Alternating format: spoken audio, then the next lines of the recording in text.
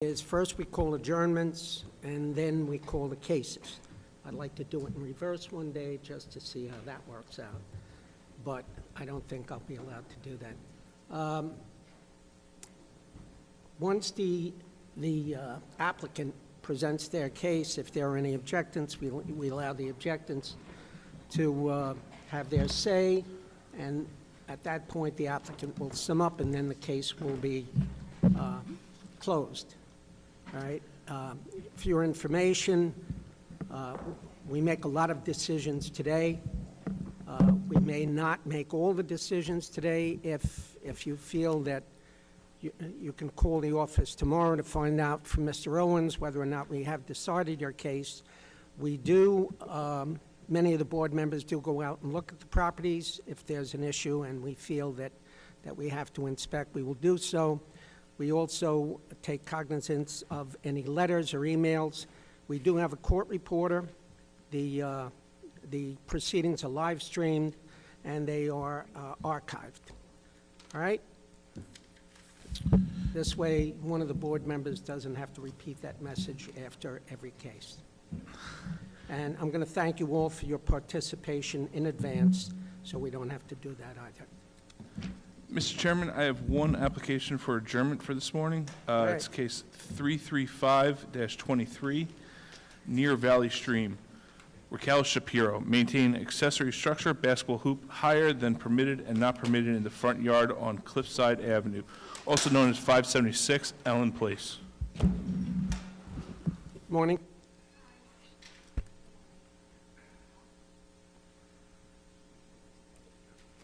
Hello. Much better. Hi. Yes, my name is Christina Marinelli. I'm representing ASB Engineering. We are the engineer and expediter. Your address? For the record? 576 Ellen Place, Valley Stream. The homeowner is requesting an adjournment to the fall. To the fall? For fall, yeah. She was not ready to move forward with the project. The basketball hoop, this was basketball higher than? I believe so, because it was a maintained, so she's not ready to move forward with going through. I don't know, she contacted our engineer and she wasn't ready to move forward with going with the variance process. I believe that there's more projects that she wants to do, and she wants to have it all combined for the fall. Because usually, you know, if someone were to contact you and say, not ready to move forward, it's because they don't have the funding. Funding, they may yeah. or may not put it in. In the case of having it already installed and it being a request to maintain it, you know, usually it was obviously installed without the Correct, yeah. benefit of a permit. Yeah. So we can't just push it out forever because she decided, I don't want to bother to have to legalize it. Yeah, You know no, what I'm of saying? course, yeah, that's why we didn't give an actual precedent date, but I just know that she was not ready for today's hearing. And like I said, Maybe she wants to wait till the fall, like, she wants to keep the illegal basketball hoop all summer, and because she just decided she doesn't want to legalize it. There's nothing, because you're not telling me anything else as the reason for not going forward.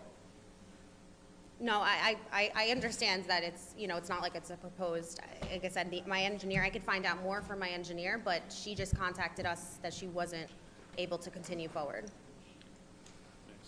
Hold on.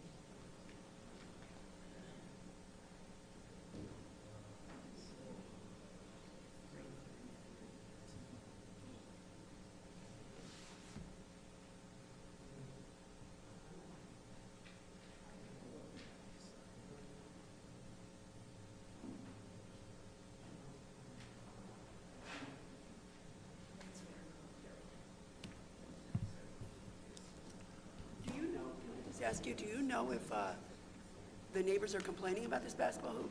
That I'm not aware of. Okay. We're going to put this on for the 8th. Okay, And if she has she's going to have to come back and explain why she wants another adjournment. okay, yeah, I could have a letter provided and, the homeowner provide more reason on why she wasn't able for today. Is anyone else here on this matter? Okay, so, because there will be no further notice, but, She could appear. oh, yeah, and obviously, well, I don't actually care if her client comes or not. No. I don't care. Okay, Yep. so no further notice. Okay, June- and like I June said, I'll have 28th. it ready and a more detailed reason for the adjournment. June Or just 28th, have the 9:30. You don't need a reason for adjournment. Of course, yep, You that's, don't need another reason for adjournment. you got it. Thank you so much. Any other adjournments, Patrick? Mr. Chairman, I do not have any other requests. Anyone else here on an adjournment? Okay, call the first case. No, that's been- Okay. First, we have case 32223 through 32423 near Westbury. Chick-fil-A, Inc., renewal of grants, maintain double-face illuminated detached pylon sign setback 10 feet from Old Country Road and Maple Street. Maintain menu board sign not permitted in conjunction with drive-through window. Maintain second menu board sign not permitted in conjunction with drive-through window, also known as 1530 Old Country Road. Is there anyone here on this case? Second call. Next case. Next, we have case 32523 near Valley Stream, JP Morgan Chase Bank, N.A. Renewal of grant to maintain one double-face illuminated monument sign not permitted setback 12.5 feet from Rosedale Road and within clear sight triangle, also known as 930 Rosedale Road. I didn't flip any. Nobody signed in for any. Anyone here on that case? Okay, second call. Next, we have case 32623, Wantaw, Jean Dione. Variances, lot area occupied, side yards aggregate, rear yard, construction additions, and portico, all attached to dwelling, also known as 3413 Van Place. Tell the truth, the whole truth, and nothing but the truth, so help you God? I do. Please take a seat, state your name and address for the record. Thank you. Good morning, members of the board, Mr. Chair. My name is Mark Anthony Monastery, architect. My office is located at 1563 Belmore Avenue in Belmore. And this morning, I'm representing the owners of the property, Mr. and Mrs. Dione, who are also, are the owners of the property. This morning, requesting variances to allow my clients to expand on the ranch home. These variances would include an over lot coverage, an aggregate side yard, and a rear yard variance. My clients have taken possession of the home from the past owner, who is Mrs. Dionne's sister, Miss Germaine Fontaine, who unfortunately has been bedridden since last July and is in need of full-time aid and additional help and companionship of her sister and brother-in-law. My clients have sold their house, taken possession of this house, and need some work to be done. It's only a two-bedroom house as it sits right now. That being said, if you notice the shape of the property, it is an oddly zoned piece, and the only house on Van Place that has an address. Because of the shape, the building department has deemed what is the rear yard and what is the side yard, slightly unconventional, and gives this private property slightly more variances than originally thought. Our first request is to increase the lot coverage from the permitted 27.5 to 28.19. This is an overage of less than 0.75%, or 342 square feet. Our second request is to decrease the aggregate side yard from the required 33 feet to 27.6 feet, a reduction of 5.4 feet. Okay. Our last request is to reduce the rear yard setback from the required 15 feet to 11.27 feet. This is a reduction of 3.73 feet. Those are our only requests. If the board likes, I could show them what is meant by this odd zoning, the way they wound up zoning this property. It's not treated as a corner, yet it has some oddities because of the angles to it. Hopefully on the cover sheet that you have, you'll see towards the top, there's a little demonstration like that that should show you what is deemed from the building department, front yard, rear yard, side yard, et cetera. Yeah, Mr. Montessori, I just want to make sure the record reflects where you are requesting at 27, what was the side yard, your 27.6 Versus aggregate? 33. And your requirement is 33. I didn't want it to be misconstrued as to the side yard, because it's a The unique required- side. 33. Is 33, we're requesting 27.6.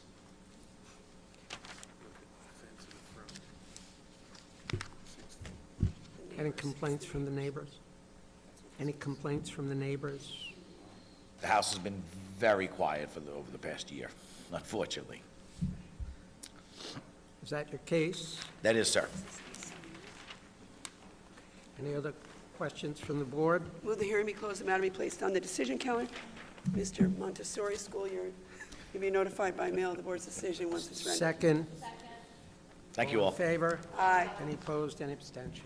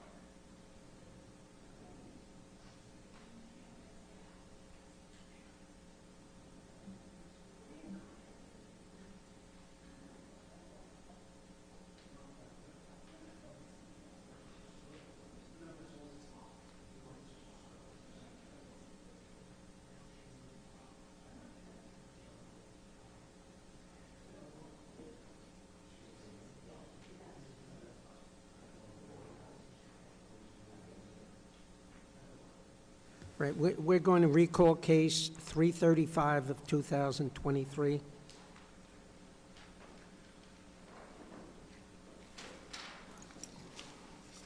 Hi.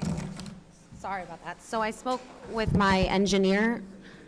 Oh, sorry, Christina Marinelli. I work for ASB Engineering. This is for 576 Ellen Place, Valley Stream.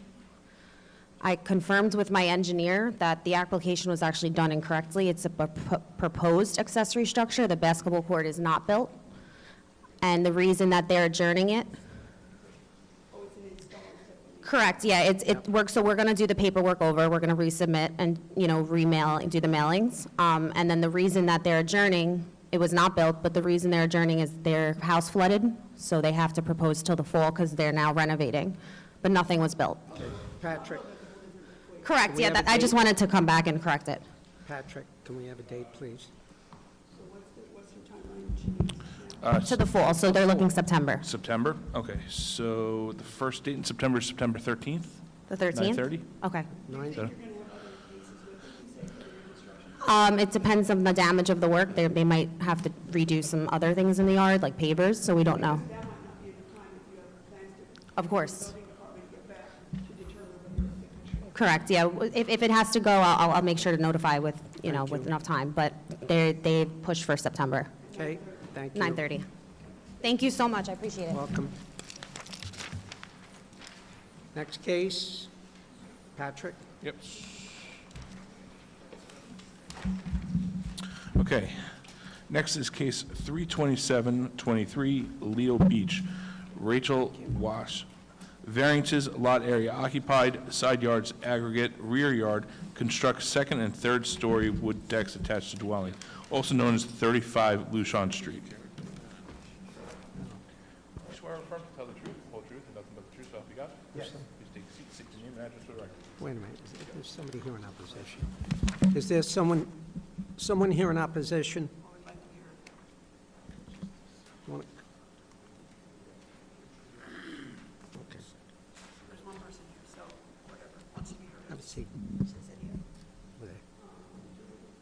please. Sorry, No, he didn't. you gotta stand, he's gotta swear. Mr. Nelson, were you sworn? You were sworn in? Yes, Okay. twice. Good morning, Chairman, members of the board. Hold it. Sir, are you here on this case as well? No, wait. The gentleman standing up. Okay. Give him a red card. Yeah, you're late. You get a red card.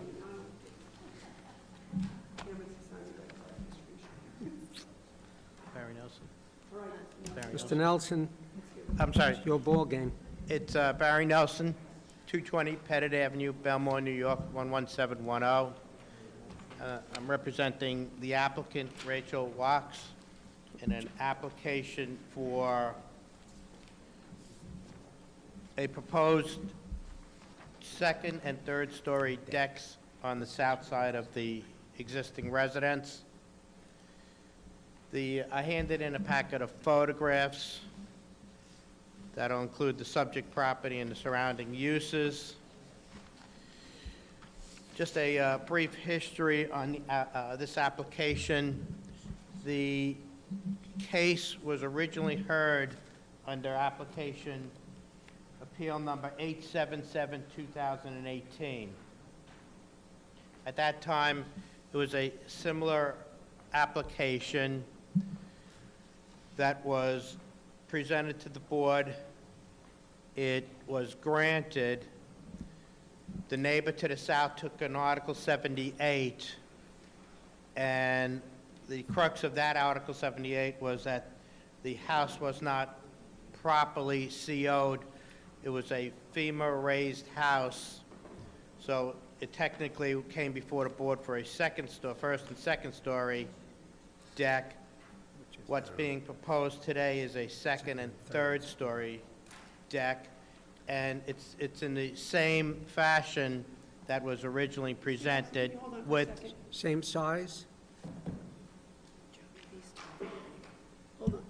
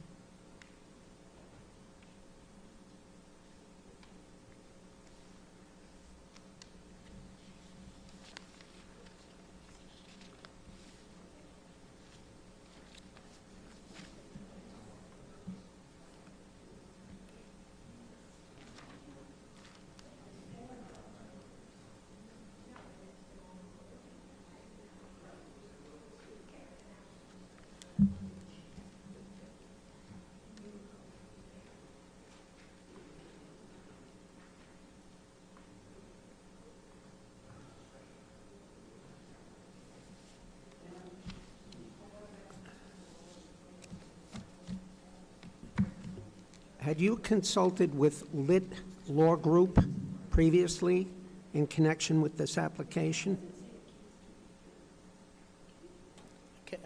Leslie, Jim, can you repeat, I don't think you're, have you consulted with Lit, L-I-T-T, Law Group in connection with this application?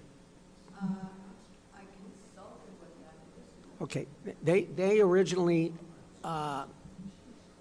indicated that they would be in opposition, and they have now notified the board that they're withdrawing their opposition. Are you aware of that? if I may, You may. I believe Mr. Litt, Robert Litt, represented the Myersons to the south. Okay. I believe you are to the east of the subject property on the west side of Wood Hall Street, Correct. and you're not being represented by Robert Litt. Okay. Is that correct? At the moment, that is correct. Okay, so the application was advertised as an application for adjournment. All right, this case was originally to be adjourned. All right. do you want an adjournment? See, I wasn't aware of that, because nobody notified me that. I was here, to oppose, but why would it be adjourned? Because originally, the Lit Law Group asked for the adjournment. We were notified originally that one of the parties involved, I think it was someone in opposition, but I'm not positive, was going to make a request today for an adjournment. Then we were subsequently, this morning, informed that that group was not going to make a request for an adjournment. It wasn't the applicant. So, I had this conversation, hold on a minute.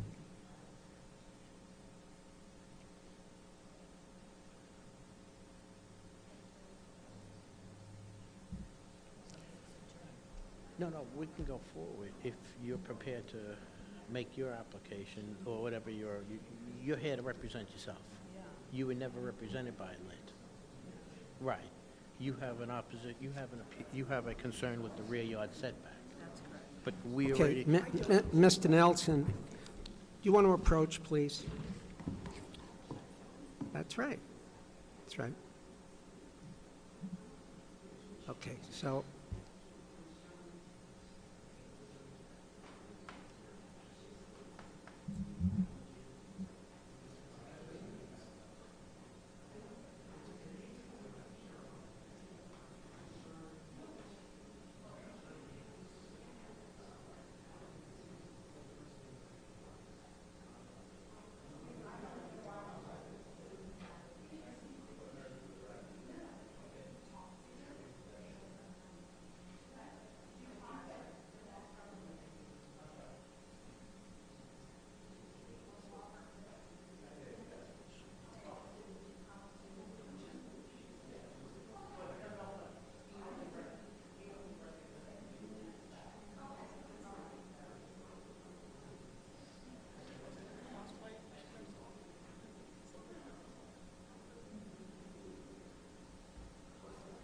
okay, so because the advertisement indicated that there would be an application for an adjournment, the board's concern is there might be other people who would be interested in appearing, despite the fact that. despite the fact that no one else has signed in.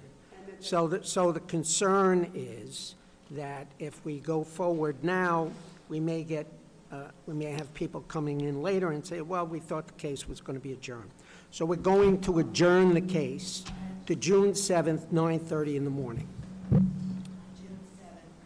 That's our next meeting, okay? yes. Before you leave, I want to just talk to you. Yes. Yes. We'll put them in the file. We'll put them in the file. Okay, I just. Thank you. You're welcome. So there's no need to re-advertise, right? Okay. So you won't get another notice, ma'am, but we will hear this case June 7th, 9:30, okay? Thank you. You're welcome. Okay. June 7th June at 9:30. 7th, for the fifth time.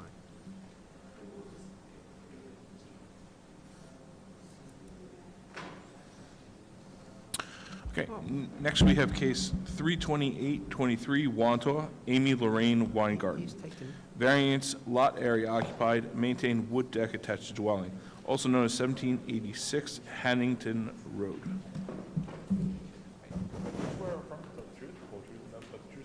I do. Please take a seat, state your name and address for the record. Tina Pangallo, 549 Hempstead Turnpike, West Hempstead, New York, 11552. Good morning, Chairman and members of the board. I'm representing Amy Lorraine Weingarten of 1786 Hannington Road in Wantua. The property is located on the west side of Hannington Road, 217.87 feet south of Bay Street in Residence A. We're requesting a variance to maintain a rear deck that violates the lot coverage allowed of 25% in Residence A. The lot coverage provided is 28.50%. The deck is approximately 16 by 24 and 3 feet 8 inches high. It's well-maintained and used for family entertainment. Mrs. Weingarten also separately owns Lot 380 to the rear of the property. It was explained to the homeowner that if she wanted to file to maintain the house on a larger lot, she wouldn't require the lot coverage variances, but she chose to keep them separate and apply for the variance. The deck has been there for approximately 25 years, and I would like to submit letters from 5 neighbors indicating they have no objections to the board granting this variance. We'll take those in evidence. Ms. Pangallo, this is a 25 allowable and a 28.5 28.5. request, right? That's correct. Just want to make sure the record had the 20. Residence A, yes. She said that.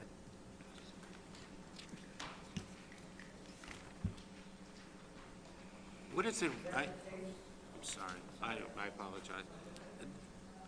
It's not noted here. What is the rear yard requirement? 15 feet. Thank you. Mr. Chairman, I would move that the hearing be closed, the matter be placed on the decision calendar. Ms. Pangallo, you be notified by mail of the board's decision once it is rendered. Thank you. Thank you. Aye.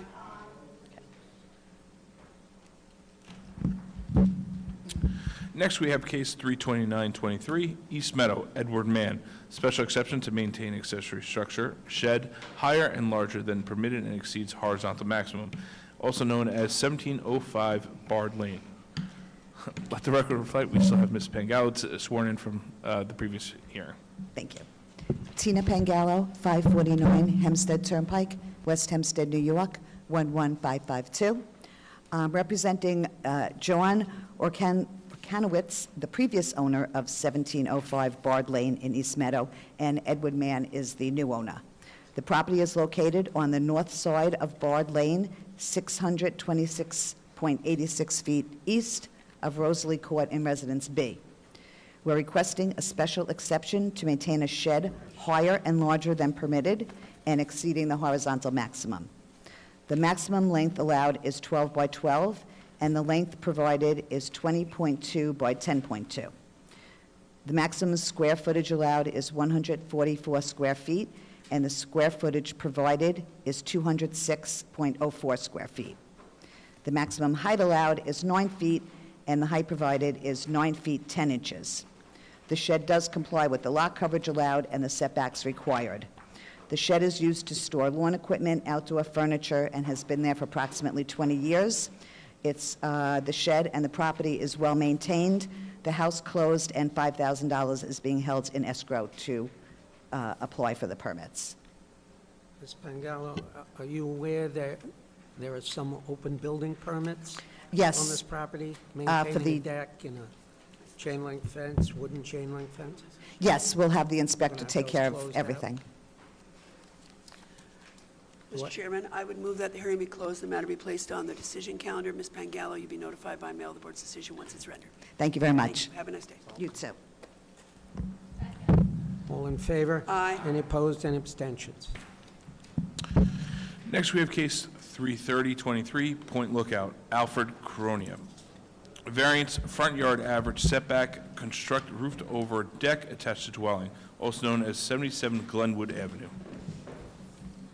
You swear or affirm to tell the truth, the whole truth, and nothing but the truth, so help you God? Yes, I do. Please take a seat, state your name and address for the record. Jean Kennedy, 124 Haley Drive, Center Moriches, New York, 11934. Good morning, Mr. Chairman, gentlemen, ladies and gentlemen of the board. Mr. Carina of 77 Glenwood Avenue, Point Lookout, in a residential B zone, Section 61, Lot 22, Block 45 through 46 and 18, is requesting board approval to construct a new front deck with a roof over that will be 5.6 deep by 20.2 feet long, which is a total of 113.11 square feet. It requires a variance because it is encroaching into the front average yard setback. The average setback is 8 feet, and being requested is a 4.6 setback. There is presently an original masonry landing with steps that measures 5 feet 5 inches deep and 14 feet by 3 inches long that will be removed to make way for the wood deck with the roof over. What's the setback that the current concrete or masonry structure maintains? It's basically the same setback. It's just that it's only 17, it's a lot smaller than what they're proposing. Yeah, I just wanted to know what the current front yard setback is at the house right now. 8 feet. No, that's the average. Yeah, okay. Oh, what the setback is now of the, to the house itself is 10 feet, .2. No, to the deck. To the deck, 4.6. That's to the proposed structure. Yeah, and it's pretty much, I'm trying to ascertain the difference. That it's the same setback, it's pretty much, because going the to be other one. identical. Pretty much, yes, it's five, Pretty much is by gonna 1 be- inch difference. Okay. 1 inch, I wanted- 1 inch difference. So allowing this change is negligible in terms of the change that it will have on the surrounding area. Right, Okay. yes. The dwelling also has, well, I guess I said, the property to the north of the Cronas has a driveway abutting, so there is pretty much 20 to 21 separation between the two homes. And to the south, Mr. Corona has a 39.7 side yard setback. The dwelling has several permits that will obtain certificates of completion after the board renders their decision on the proposed front roof over and deck. The house is nicely kept, and however, the front is very flat and should have, from what you can see from the pictures, and really needs to have a finishing touch of a beautifully designed roof and wood deck. This concludes my hearing. Any other questions from the board? Move that the hearing be closed, the matter be placed on the decision calendar. Ms. Kennedy, you'll be notified by mail of the board's decision once it's rendered. Okay, Thank thank you, have a you. good day. Second. Have a nice day. All in Nice favor? to see you again. Any opposed? Haven't seen you in a Any while. abstentions? Thank you. She moved out east. Certainly is. Next, we have case 33123 through 33223, Levittown. Kimberly Thorgerson. Variance of front yard setback, construct addition and second-story addition with cantilever, both attached to dwelling, maintain accessory structure, shed, higher than permitted and exceeding horizontal maximum, also known as 21 Shepherd Lane. You swear or affirm to tell the truth, the whole truth, and nothing but the truth, so help you God? Yes. Please take a seat and state your name and address for the record. Kurt Jacobs, architect, 201 Northwest Drive, Farmingdale, New York. Morning. Good morning, Mr. Chairman, members of the board. Kimberly Thorgerson has asked me to appear before you with their variance requests. Okay. The Torgersons have owned the dwelling for 11 years. This house has no exterior improvements and is currently the same Levitt Cape that was built in 1951. I handed a panel of Photo. with the subject house and the houses near them. We'll accept those in evidence. The Thorgersons proposed to add a one-story side addition to be used as a family room and a new second floor consisting of 3 bedrooms, 1 full bath, and a laundry area. To enhance the front elevation of the house, a partial 1-foot and 2-foot cantilever is also proposed. The existing average front yard setback is 31.93 feet. The setback to the proposed 2-foot cantilever is 30.9 feet. The encroachment is 1.03 feet, which is very minor. The existing rear yard shed is 10 foot high and 9 foot is the maximum allowed. The existing horizontal dimension is 14 foot 3 inches with a maximum of 12 foot allowed. There is no cellar, garage, or carport on the property, so there is a definite requirement for the shed, and the neighbors are for the project. You can see I handed in one panel of photographs with the subject house and two houses directly abutting to the east are developed with second floors, and the house directly across the street is developed with a second floor. So the proposed construction will conform with what's in the neighborhood right now. Thank you. That concludes your presentation. Do I have any other questions from the board? Move the hearing be closed, the matter be placed on the decision calendar. Mr. Jacobs, you'll be notified by mail the board's decision once it's rendered. Nice orange Second. sweater. All in favor? Any opposed, any abstentions? Nice orange today, Mr. Jacobs. Thank you. You never let us down. You never let Joe down. Next, we have cases 33323 through 33423, Levittown. Haprit Maman and Daljit Kaur, mother-daughter residence, second kitchen, variance, side yards aggregate, maintain additions attached to dwelling, also known as 9 Cord Lane. Everybody, please raise your right hand. Do you swear or affirm to tell the truth, the whole truth, and nothing but the truth, so help you God? Please take a seat and state your name and address for the record.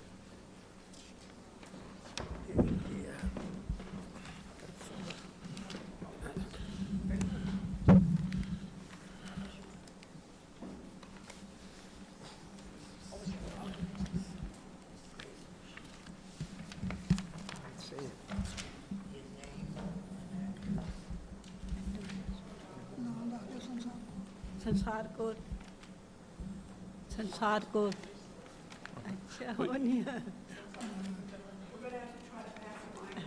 Yeah. So, can we just have them say it?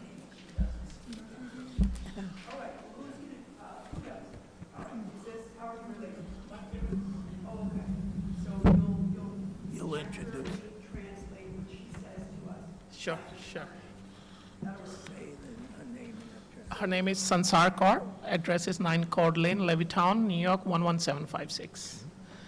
And next is my father Ram Das, 9 Cord Lane, Levittown, New York 11756. And they're going to occupy the housekeeping unit with the second kitchen, is that correct? Correct. Okay. That's the side area there. This is a ranch house, so both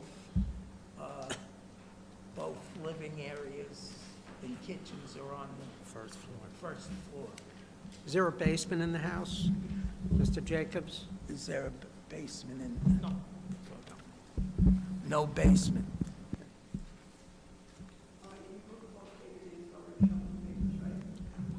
Harpreet Maman, 9 Cord Lane, Levittown, New York 11756. Daljit Kaur.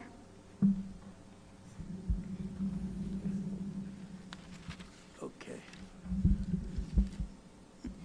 Mr. Chairman and members of the board, Harpreet Maman and his family have asked me to appear before you with their variance requests. We are seeking approval for mother-daughter use. Harpreet Maman and Daljit Kaur, along with their two children, Ekem Maman and Agam Maman, both 6 years old, will occupy the primary housekeeping unit. Ram Das, father of Harpreet Maman, and Sansur Kaur, mother of Harpreet Maman, will occupy the secondary housekeeping unit. How did your clients come to know they needed to legalize this? They received a letter from the town of Hempstead stating that the town was aware there was some construction going on and that they had to notify the inspector to come to the house. So this is how the project was started. Go ahead. We have Mr. Jacobs, we have a comment from one of the neighbors who is in opposition. Do you want to take a look at this? The opposition seems to be, Is we it, couldn't figure out. is there a violation on the building, or is it just a notice? Was just a notice. Okay. And the notice, the letter from the town, because Harpreet has it on his phone, a copy of the letter stating a dormer, and they weren't doing work on the dormer. They were doing some interior work on the main floor. So the opposition, that makes little sense to us, because the opposition is just that they're opposed to it because a potential hazard imposed by these violations. So it seems that maybe this person's misconstrued what the purpose is of the hearing here today, and in fact, there were no violations. So we just wanted to have the record made for that purpose. Okay. We are also maintaining 2 rear additions and a front portico. The only zoning issue for maintaining the 2 rear additions is aggregate side yard. The existing aggregate side yard is 14.7 feet with 15-foot required. So we're talking about 0.3 of a foot. I was to the house yesterday. The house is kept in immaculate condition. It's a very nice neighborhood, and we respectfully request the approval of this variance. Your clients have been handed a mother-daughter fact sheet. Yes, They are aware of all the conditions, yes, and that if they sell the house, that mother-daughter designation doesn't go along with the home, right? Correct. 1 meter, 1 door, one electric meter. How many cars? 2. And is there room for off-street parking for the 2 Yeah. cars? Yes, there is. It's on the plot plan done by Certified Drafting shows 2 off-street parking spaces. And the kitchen, if they are to sell the home, they're supposed to remove the kitchen. Yes, When they revert back. correct. I just want to note for the record, as you know, Mr. Jacobs, the Board of Architectural Review looks over all mother-daughter applications to determine whether or not it wishes to make a recommendation to us. Sometimes, take out a door, add a door, et cetera. In the case of this application, the Board of Architectural Review has determined that this is an appropriate house to be used as a mother-daughter, and that there are no recommendations that need to change in terms of the Yeah. structure of the house. Okay, thank you. Mr. Jacobs, I'm looking at the 2 PVC fences that are on either side of the property. I guess looking out on Cord Lane.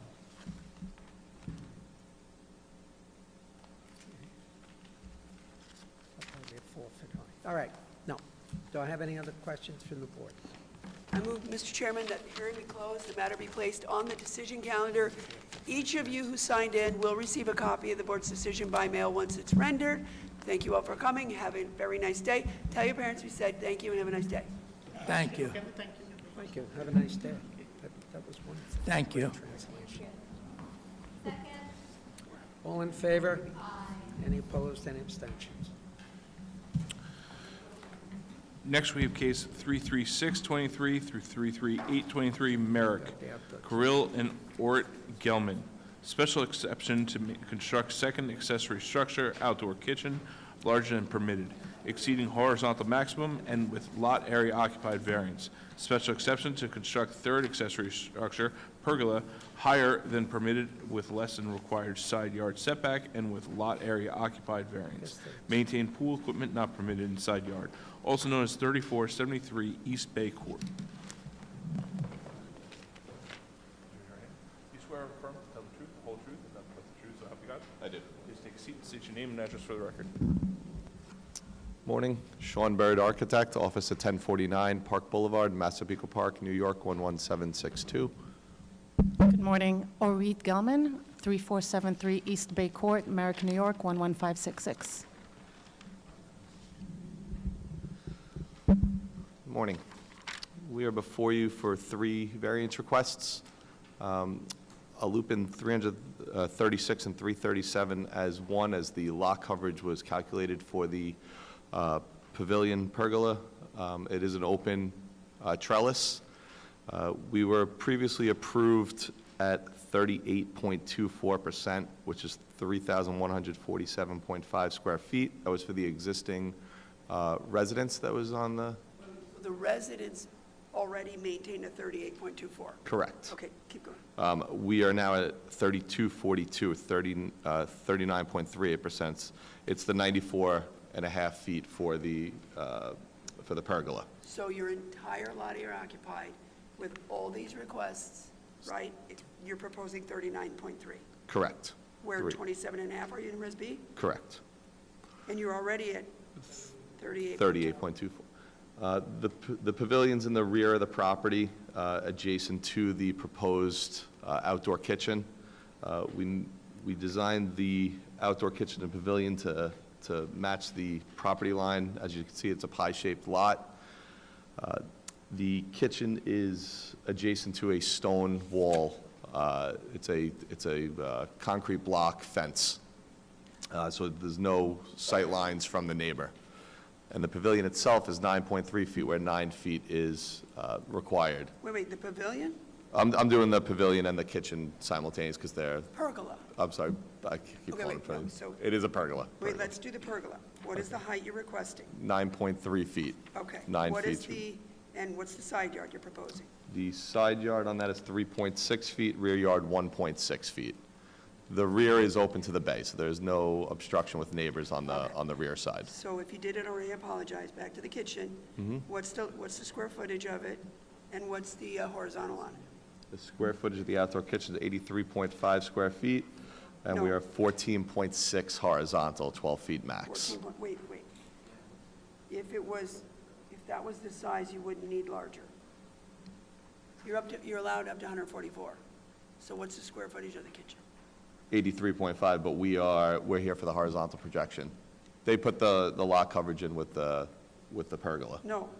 Listen, special exception to construct second accessory structure, outdoor kitchen, larger than permitted, exceeding horizontal maximum with lot area occupied. You need 3 pieces for that. Correct. I think when they say the larger by permitted is the horizontal dimension, not the No. overall square footage. Horizontal is not larger. There's 3 things. There's height, horizontals, and larger. Sure. Larger is you're allowed 144 square feet. Okay. So you were rejected because the building department apparently thinks your proposal is greater than 144 square feet. So I don't think 83 is what it is. Okay. Do you understand what I'm saying? I do understand what you're saying. So we need the numbers. Yeah. This is the same guy you're talking Let's do this.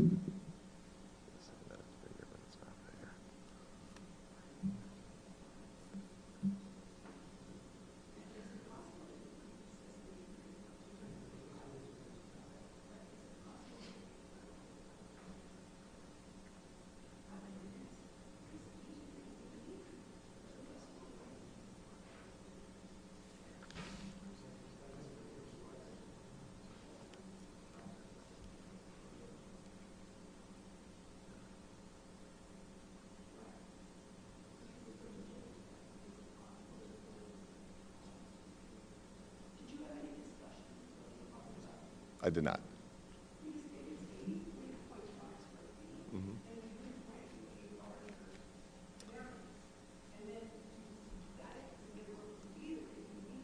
Correct. The 83.5 we calculated at the countertop. Are they calculating it based on the whole square footage of the open space?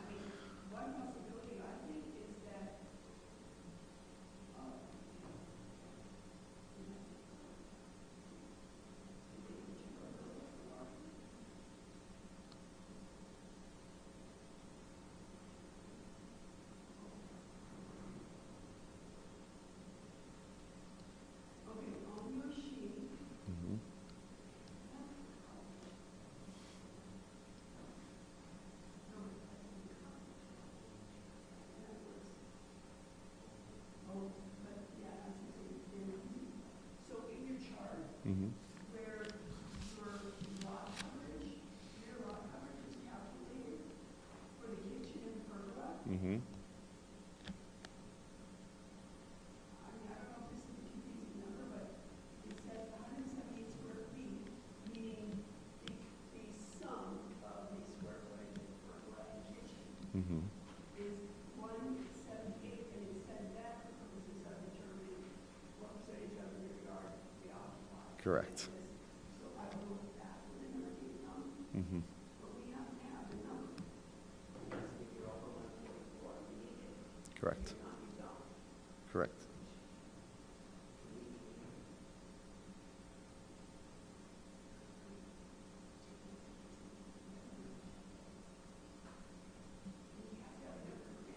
Sure.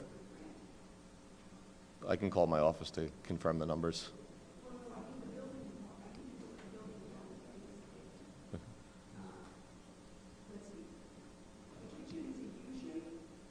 Correct. So it's 9.75 by 8.5 by 14.6. Can you do that like? It's a strange shape. So so the countertop itself is what we took our square footage at 83.5 square feet. Well, does the countertop go in a barbecue? It includes the barbecue, correct.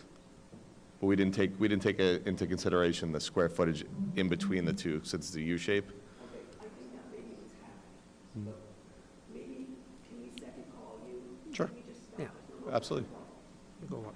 If you want to check with the office, fine, but we need to know what the building department thinks it is. Sure. Because that's going to be the number that you're going to need us to approve if we approve. Sure.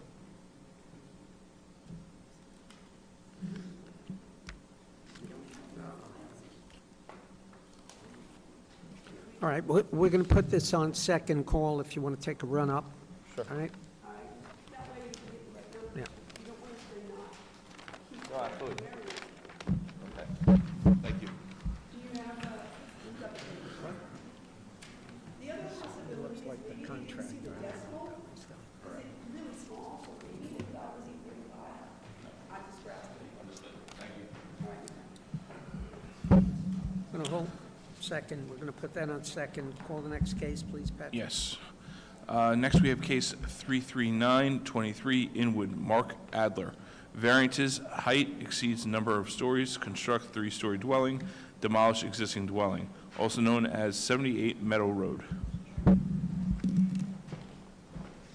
What are they always, why do they always come in on 3 stories? Swear affirm to tell the truth, the whole truth, and nothing but the truth, so help you God? Yes. State your name and address for the record, please. It's always 3 stories. Good morning. My name is Shmuel Flaum, residing at 194 Wanzer Avenue, Inwood, New York.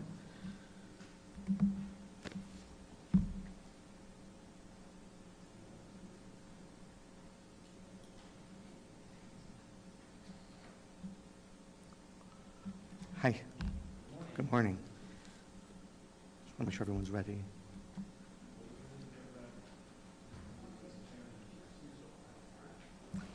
Good morning. Just to make sure everyone's ready and I'm not jumping into the...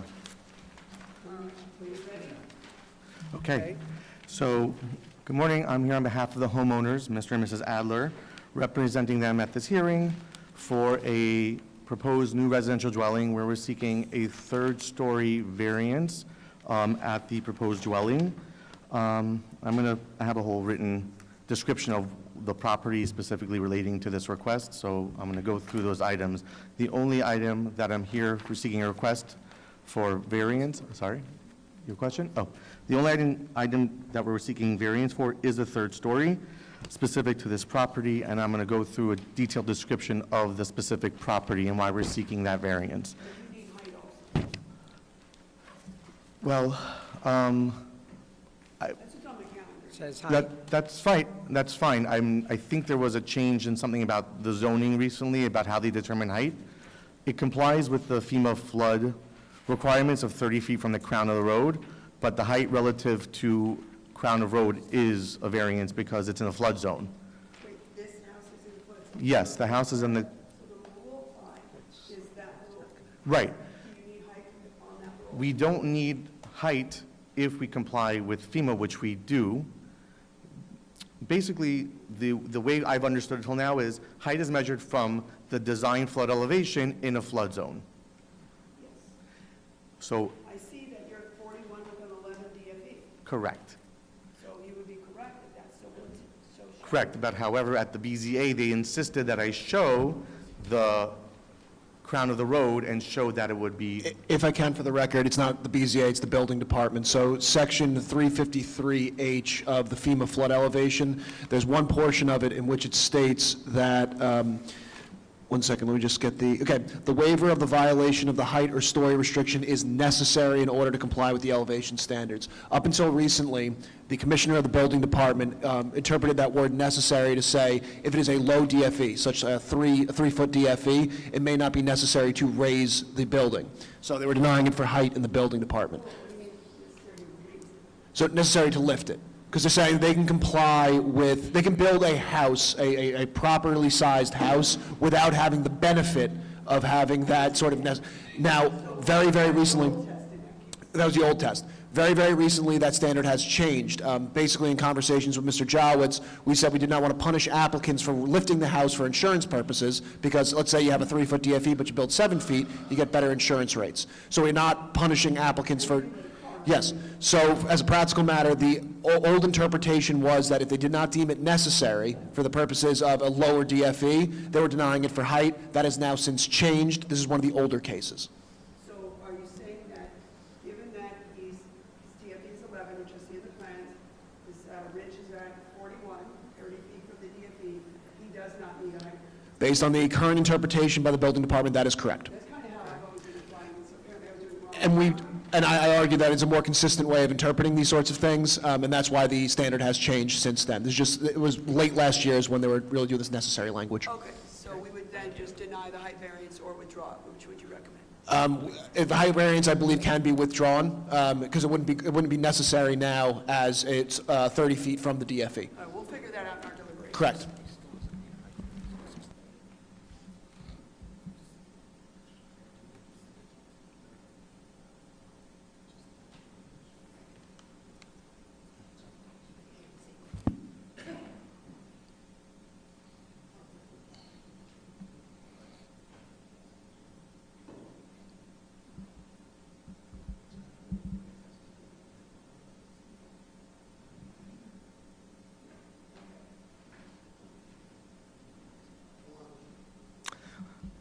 okay. So as I was middle of saying, the current property lot is located at the end of the cul-de-sac facing Jamaica Bay. The owners have lived there since 2010. They lived there through Hurricane Sandy. Their current house wasn't flood zone compliant. It got flooded on that occasion, and they did minimal repairs at the time to be able to stay in the house.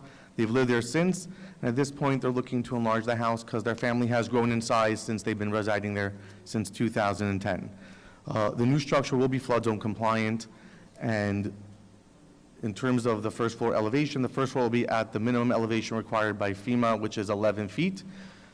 Typically, in a house, you would locate your mechanical equipment, any additional storage, and accessory use, not excluding living, in that cellar. Because they don't have the cellar anymore, we're looking to relocate all that space into the attic. And in, fair argument, I do think that the additional height, if it was a variance, which I'm not sure based on the conversation we just had, is needed, because to service actual mechanical equipment, you need to have a serviceable height for the equipment to be serviced. People can't work in crawl spaces to service hot water heaters, boilers, and air conditioning condensers. That being said, I'm going to move through the rest of the comments that I had.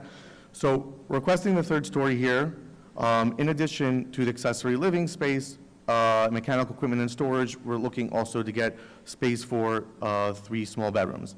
Now, typically, I just said the house would have all this space for the accessory uses in the basement. We don't have it in a flood zone, because a flood zone does not permit it in the lowest level. And given the specific location of this property, which at the end of the cul-de-sac, which has very nice views onto the Jamaica Bay area, and the adjoining neighbors also share that view, we felt that in lieu of proposing an extension on the footprint, which is large as it is, but doesn't require a variance at this point, it made more sense to go for a variance for the third story, and I'm going to delineate the reason why. Firstly, the house, because of its sensitive location near the water, requires piles and grade beams. To enlarge the footprint will require additional costs to build a larger footprint with additional piles and grade beams for it. That being said, to minimize costs where you can based on the new construction. Two, the house is complying in every other way zoning-wise, and we were very sensitive about that because I don't like to go for variances if I don't have to, and I like to be as compliant as possible. And the homeowner was very against pushing out the house even further for various reasons. Number one, they wanted to preserve as much of the open rear yard as possible. Two, they wanted to preserve the views of the adjacent neighbors in addition to their own view, because people covet views when they have waterfront property. I know the view here is to Jamaica Bay and the airport, and it's very nice and very serene. And the adjoining neighbors, right, were apprised of the fact that they were going for a variance, and we explained to them we were trying to be sensitive to the fact that we don't want to make the house even deeper or further into the property and obstruct views. We know we're obstructing from what they have already, but to minimize the obstruction, we widen the house as much as possible along the setback lines and try to keep it as forward to the house as much as possible to minimize any obstruction of the views. Now, again, additionally, like I said before, the attic is needed for the mechanical equipment. You have to run ducts, you have to run piping, because it's an elevated house, you don't have that space, and most people don't want to give that space on a first story or second story where they want to put their living spaces and their bedrooms. So typically in a flood zone, on all my other houses, I always put the mechanical equipment up in the attic. You usually run ducts there anyway, but when you have your hot water heater and boiler and all the service equipment, you need to have more than a 3 or 4 foot height in the attic to actually maneuver the equipment and service it, which you wouldn't have if we were to have to lower the roof line. Now, again, I know the council has said that the building department has recently changed the way they look at specific things, but we submitted this 9 or 10 months ago. At that point, this wasn't yet being looked at that way. And when we submitted it, right, we were fully compliant with the requirements in every way, other than the fact that we're requesting a third story. Now, I would like to submit an evidence, if I can. I did a little diagram for the board, only because I think it'll be helpful to explain. If you give it out to the members.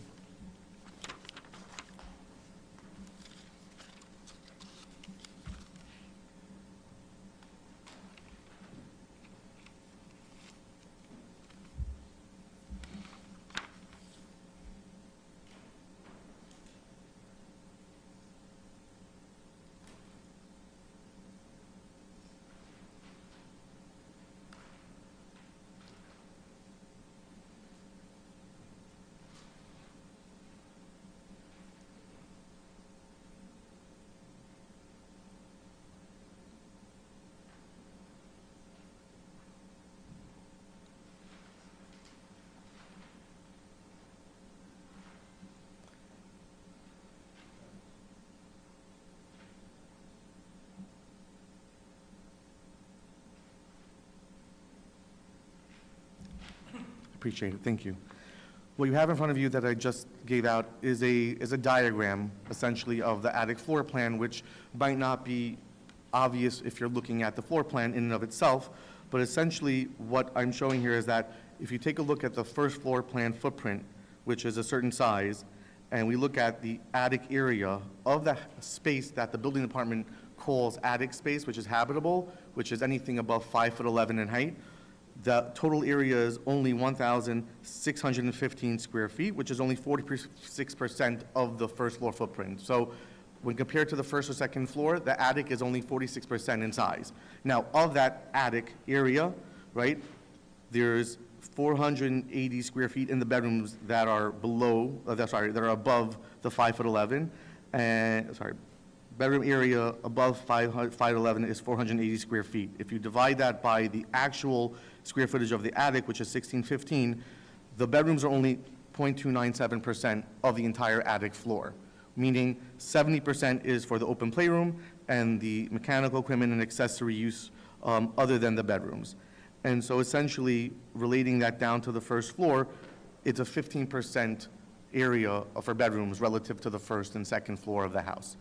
And so what I'm trying to show with this diagram is simply that the majority of the attic is going to be for accessory playroom, storage, which they don't have at the lowest level, mechanical equipment rooms, sprinkler room, and then whatever is left over is really for the bedroom. Again, the roof line. Correct. I just, did you hear? Okay, fine. I'm just want to make sure you heard. So again, there will be 3 proposed bedrooms totaling 480 square feet, which is only 30% of the entire attic level, and the attic level is only 46% of the entire footprint. The roof line, whether or not this variance is granted, is not going to have to change because the roof line, I believe, complies, to my knowledge. So it's really a matter of if the board will entertain the idea, and I've just tried to explain why we're seeking the variance in this specific instance, which I know the board has, specific guidelines which aren't clear to me, but I would like to get clarification on. So, the roof line of this, you're saying that the roof line would be the same even if you didn't get the 3rd story because this is the design of the house? Correct. It's the same design whether or not the 3rd story is approved. We're not doing anything differently. If you take a look at the elevations that you have, we're complying in every other way. But you're building this house from scratch, right? Correct. So when you're putting in the piles for the rest of the house, why wouldn't you just pound a few more in if you?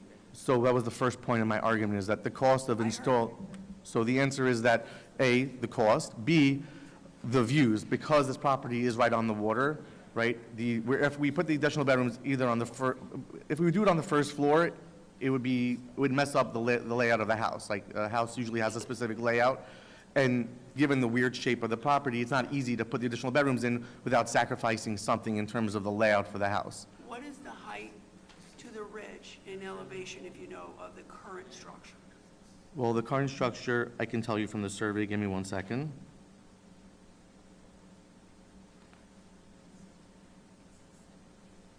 The current height to the ridge is 31.36. From elevation? Oh, sorry, elevation 31.36, so, So this house is proposed to be 10 feet higher, and I understand the height is as of right. right. When you build it, but my thinking is that the argument that this will preserve other people's views, I don't know. I mean, it's 10 feet taller than the rest, and again, if it's as of right at that height, it's as of right at that height. But I'm sure people would prefer that lower, at least in the 18 years I've been here, that's generally, particularly around water. Now, maybe 1 or 2 other houses on that cul-de-sac, you're thinking it would obscure their view between the proposed house and the water, because if it went out further, maybe down from their 1st level, they don't see as much out to the water. So, But generally, higher is less desirable to neighbors for a number of reasons, including shade. correct. So specifically, when I was talking about obstructing views, the 2 adjacent neighbors most affected are the ones to the left and right. The neighbors all on the other rest of the cul-de-sac and the road don't have views to the water. They can only see the houses, even at the current height level. So there's nothing being blocked. It should just be noted also that that entire road faces the water in some way, shape, or form. There's a golf course off to the, I think, west side, and then the Jamaica Bay Airport off to the north. And then to the east, they have a view of a warehouse, so they're not really blocking their views. But the most affected people are the ones who are adjoining the subject property, not necessarily people who live further down the Yeah, I block. understand. The adjoining people have views of the water. They do.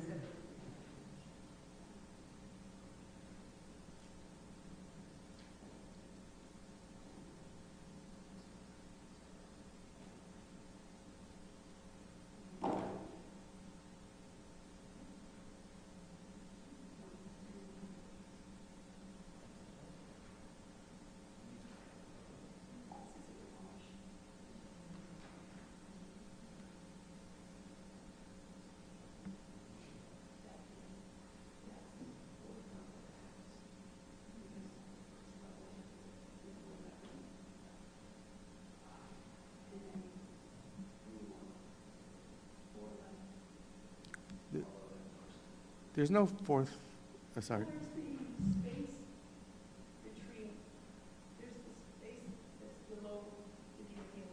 It's not a story, though.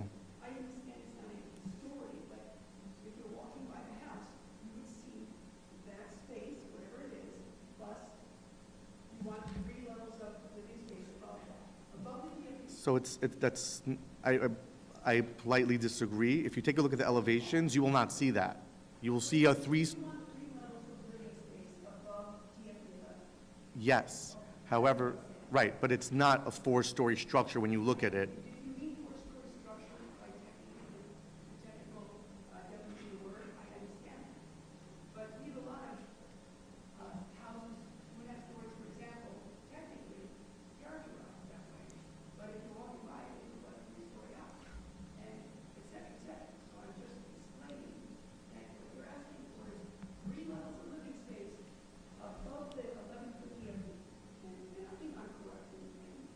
That's correct. Just the 11-foot DFE is only 4 feet above street crown of road, that's all. So, How many bedrooms are in the house? so I believe there is for the family on, what? Right, so for the bedroom, for the family living, there's 6, and then there's 1 guest suite on lowest level, right? You said 5, but I think you, 1, 2, 3, 4, 5, 6, sorry. 6 on that floor. I think you're miscounted.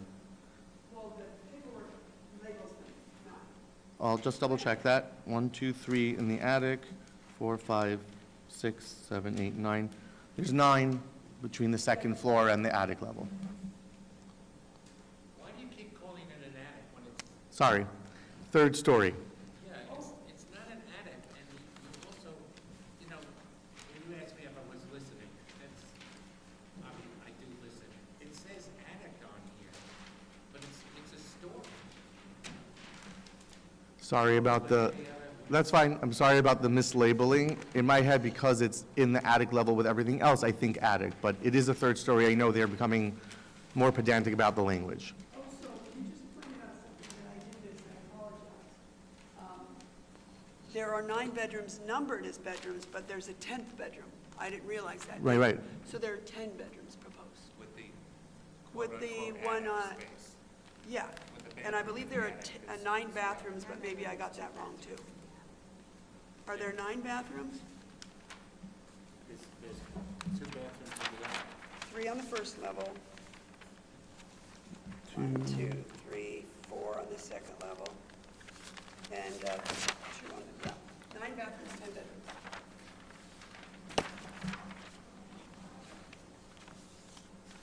How many people are in the family? Currently, the husband and wife and 5 children, but they do have immediate family that comes to visit Sure. every week. In fact, they're probably coming tomorrow for the holiday.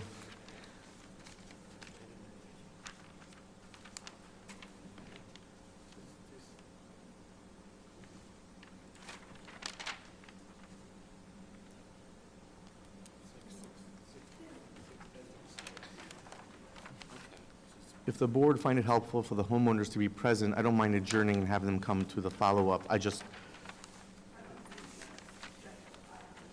the chairman, but I don't know that there's anything.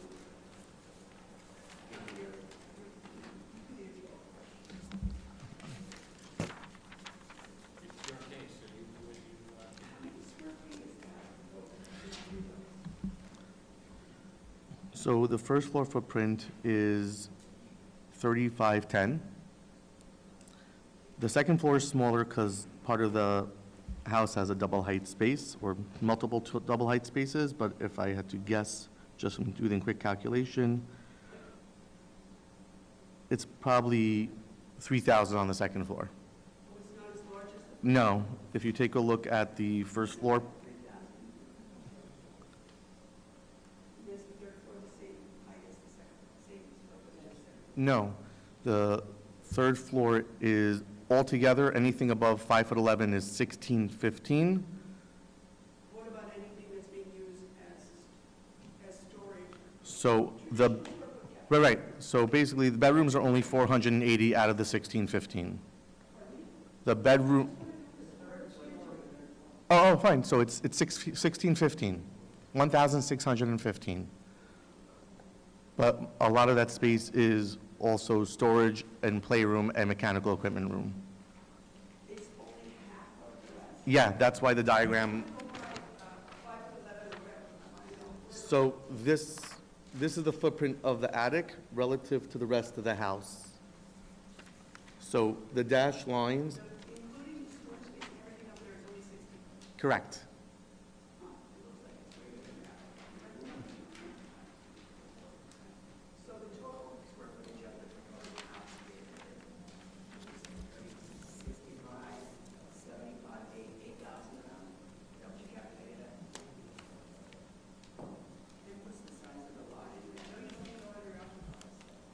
The lot is currently 13,287.3 square feet.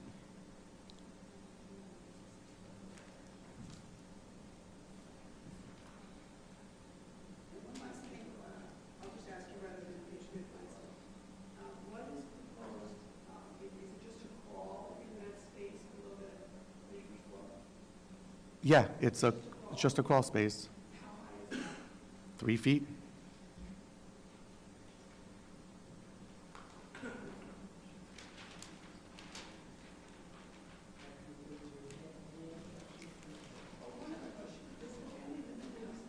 Yes, they're currently residing in the house. They've been living there. What?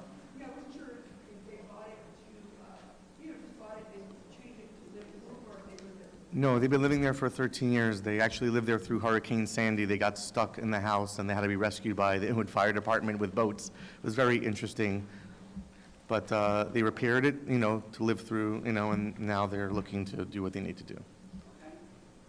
Mr. Chairman, I move the hearing be closed, the matter be placed on the decision calendar. You'll be notified by mail of the board's decision once it's rendered. Thank you very much. Aye.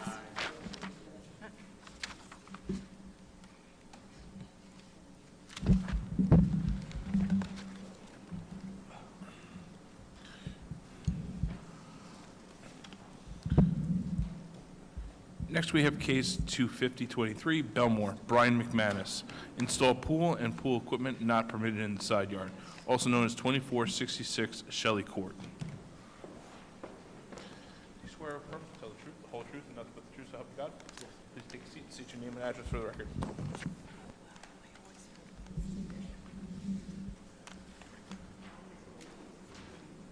Good morning, Mr. Chairman, members of the board. My name is Anthony Powell, 9 Humphrey Lane, Blue Point, New York, 11715, and I am here representing the homeowner of the property in question. Thank you for allowing me the opportunity to present the case today.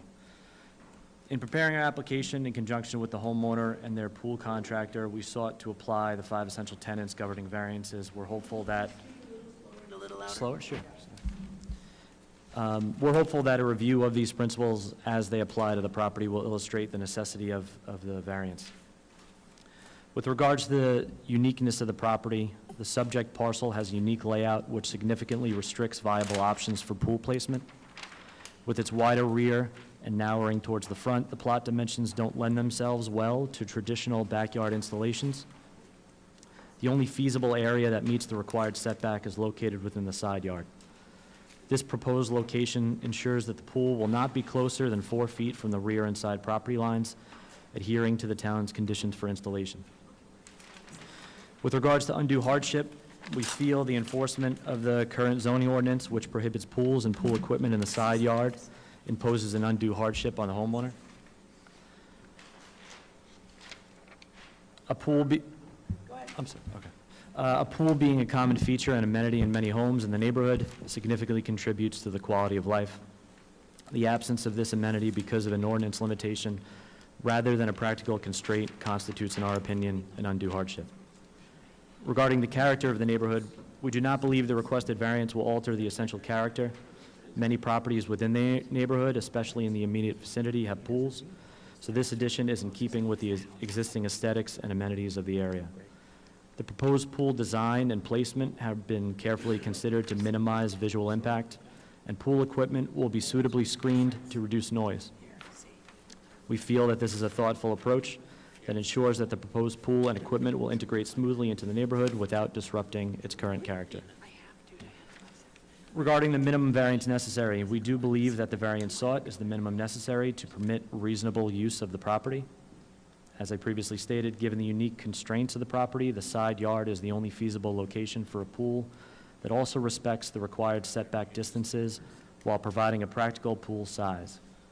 We believe this variance request is purely functional and represents the most minimal adjustment necessary to enhance the recreational potential of the property for the homeowner.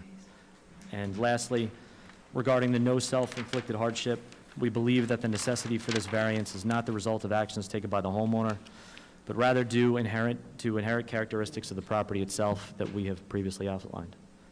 The spatial constraints that limit the pool placement are natural attributes of the property. Therefore, the hardship experienced here is not self-inflicted, but originates from pre-existing circumstances tied to the property's unique layout. Can I ask you something? Sure. I see that the case was adjourned from April. Yeah. Can you just tell me the one sentence, why was it adjourned? I don't recall. Sure, so we had a defect in the notice. Okay, Okay, that's it. sure. On behalf of myself and Mr. and Mrs. McManus, we thank the members of the board for their time and thoughtful consideration of the application. Thank you. Any other questions from the board? Move the hearing be closed, the matter be placed on the decision calendar. Mr. Powell, you'll be notified by mail of the board's decision once it's rendered. Thank you very much. Thank you. Have a good day. All in favor? Aye. Okay. So we're going to, are you okay, Steph?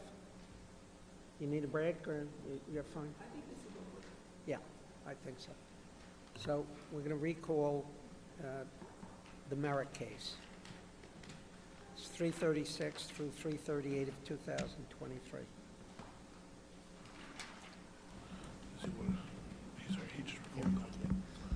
Again, for the record, Sean Bird, Architect, Office of 1049 Park Boulevard, Massapequa Park, New York, 11762. Orit Gelman, 3473 East Bay Court, Merrick, New York, 11566. I did speak to the building department about the rejection as well as the expediter.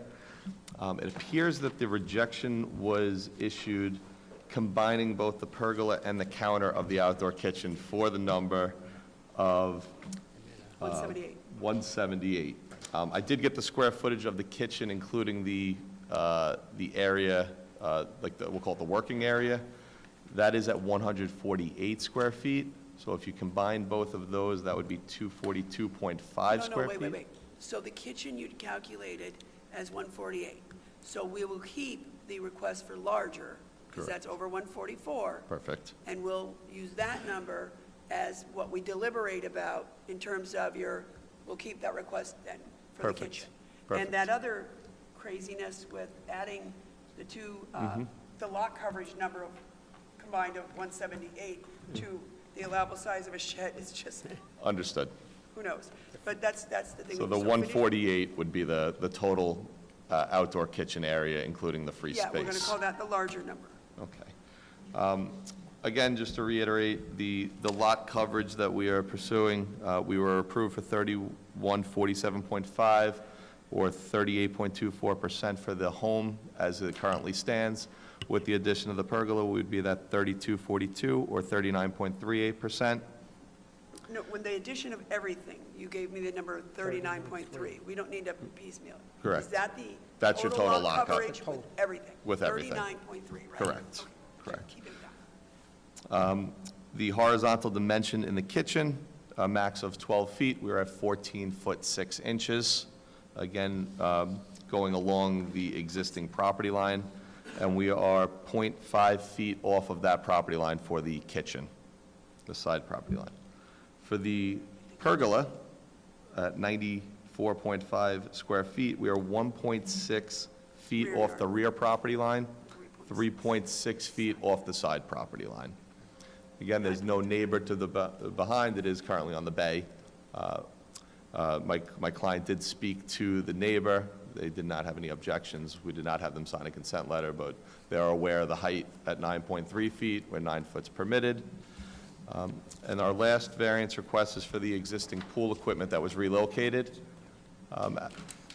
This was strictly a functionality for the pool equipment to shelter it from the rear yard.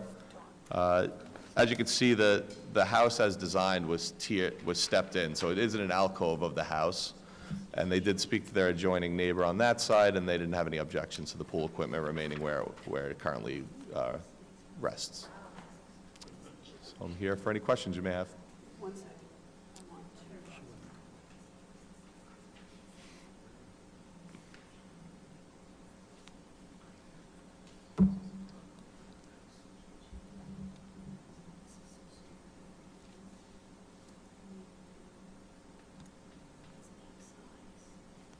You know what I'm saying?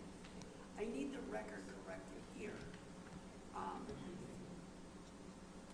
I don't know why they tell your people not to do that weird thing they did in the lot coverage there by adding, because in both grids, for the, they shouldn't have them consolidated. They put it in the pergola one and the kitchen one. Sure. That's what caused the confusion. I've crossed out that comparison in bold below. That makes no sense. Okay. But I need you to put in here the, add to your grid the larger. So we have it, this is the official one. Do you understand what I'm saying? Correct. So the Okay, one, So just add a line in your grid, so on the kitchen grid, so we can put the larger, that's proposed. 148 square feet. Yeah. Correct. Okay, And then just initial it, okay? So Sure. that the record properly reflects. absolutely. See how they consolidated then and there? That's messed up. But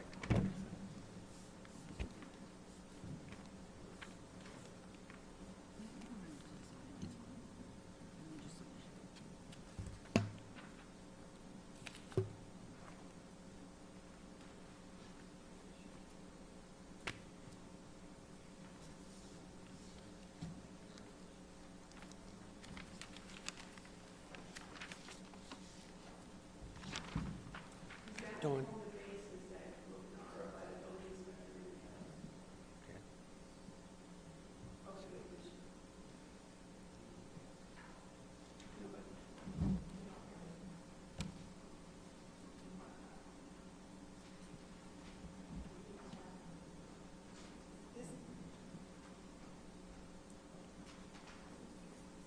Why don't you do it the way you want to do it and let him initial it?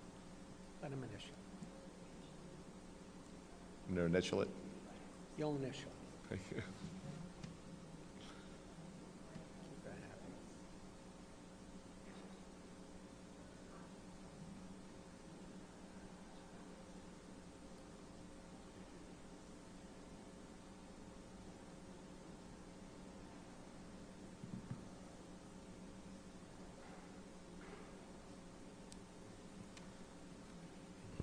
Patrick.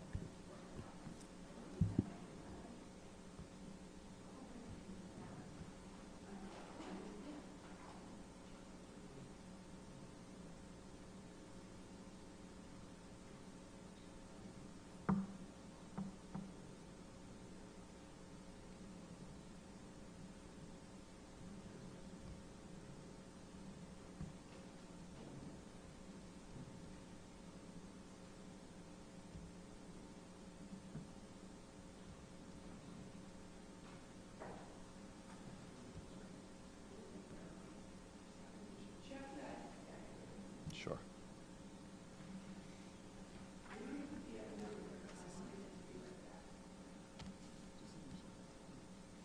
There's not conforming zoning.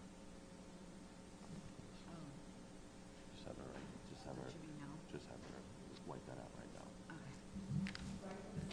Correct.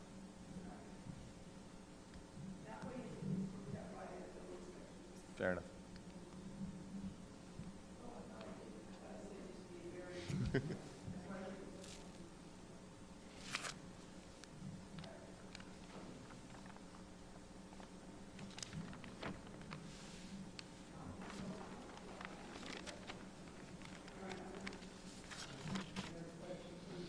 hearing be closed, the matter be placed on the decision calendar. You'll be notified by mail of the board's decision once it's ready. Second. All in favor? Any opposed and abstentions? I will. Well, we usually do it one box. We usually do it one, somebody must have requested it, because I never do it that way. So we'll make sure we do it as one consolidated box. Understood. Have a good afternoon, thank you. Bye. And Mr. Chairman, we have two second calls for renewals, 322 through 324, near Westbury Chick-fil-A Incorporated, renewal of grants, maintain double-face illuminated detached pylon sign, setback 10 feet from Old Country Road and Maple Street, maintain menu board sign not permitted in conjunction with drive-through window, maintain second menu board sign not permitted in conjunction with drive-through window, also known as 1530 Old Country Road. Usually, for renewals, if no one shows up in opposition, we can grant an appearance waiver, if the board so chooses. If not, we can adjourn it and request that they appear. Let the record, which one is changed? Okay.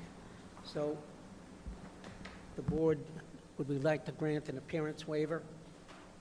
We would. Right, so let the record reflect the fact that the property was inspected on March 16, 2023, and the building department verified that all previously conditions imposed were being complied with. As a result of that, I would like to know if anyone would like to make a motion. Mr. Chairman, I would move that the hearing be closed, the matter be placed on the decision calendar. The applicant will be notified by mail of the board's decision once it's rendered. Second? All in favor? Aye. Any opposed, any abstentions? Make sure that's the right one.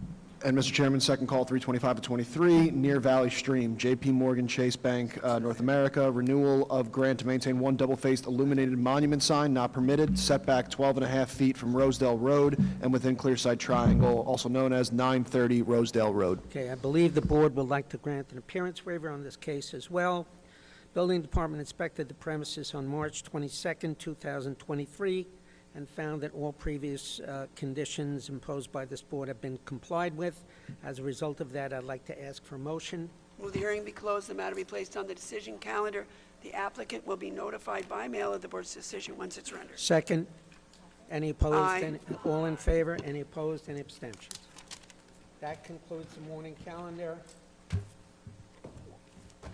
Come back in about 5 minutes, and we'll do decisions if everyone is okay. Oh.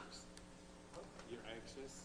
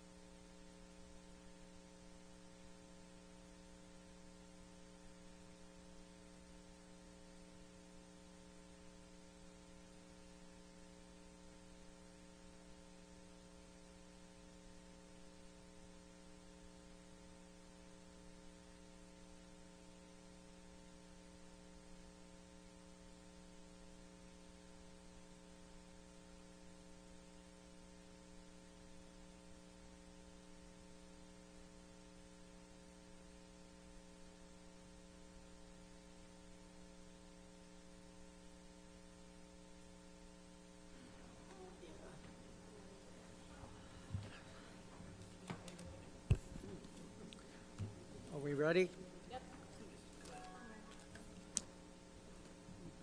All right, decisions. First up, cases 322 through 324 of 2023, Chick-fil-A. Do I have any discussion? If not, do I have a motion? I move case 322 to 324 of 23 near Westbury Chick-fil-A at 1530 Old Country Road be approved as requested, 5 years, same sign conditions. Second. All in favor? Aye. Any opposed, any abstentions? Next case, 325 of 2023, J.P. Morgan Chase Bank N.A. near Valley Stream. It's a renewal. Do I have any questions, comments from the board? If not, do I have a motion? Do I have a motion? Mr. Chairman, I would move that case 325, 2023 Valley Stream, as you've described it, affecting the property located at 930 Rosedale Road near Valley Stream, be approved as requested temporarily with the usual sign conditions. Do I have a second? Second. All in favor? Aye. Any opposed, any abstentions? Case 326 of 23, Wantor Jean Dion. Do I have any questions from the board or any discussion? If not, do I have a motion? I move that case 326 of 2023, Jean Dimon at 3413 Van Place in Wantor be granted as requested. Second? Second. All in favor? Aye. Any opposed, any abstention? Next case, 327 of 2023, Lido Beach, Rachel Watts.